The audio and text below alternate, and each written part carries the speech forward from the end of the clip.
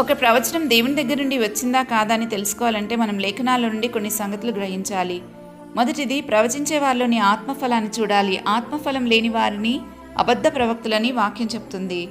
2, ఏ ప్రవచనంలో అయినా ఈ 3 సంగతులు ఉండాలి. 1, క్షేమాభివృద్ధిని కలిగించాలి. 2, హెచ్చరిక జారీ చేయాలి. 3, ఆదరణ కలిగించేలా ఉండాలి. వీటిలో ఏది మిస్ అయినా ఆ ప్రవచనం దేవుని దగ్గర నుండి వచ్చిందా కాదా అని అనుమానించాలి.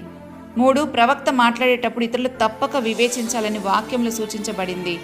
4, ఏ ప్రవచనం అయినా దేవుని స్వభావానికి వేరై ఉంటే అది దేవుని దగ్గర నుండి వచ్చింది కాదు. 5, మనుషుల ఇష్టాలు ఇమిడి ఉన్నది ఏది దేవుని ప్రవచనం కాదు.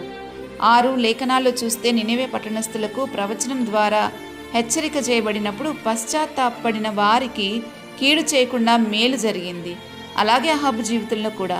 కాబట్టి ప్రవచనం కీడు నుండి మేలుకు మారవచ్చు, కానీ మేలు జరుగుతుందని చెప్పి జరగకపోవడం వాక్యానుసారం కాదు.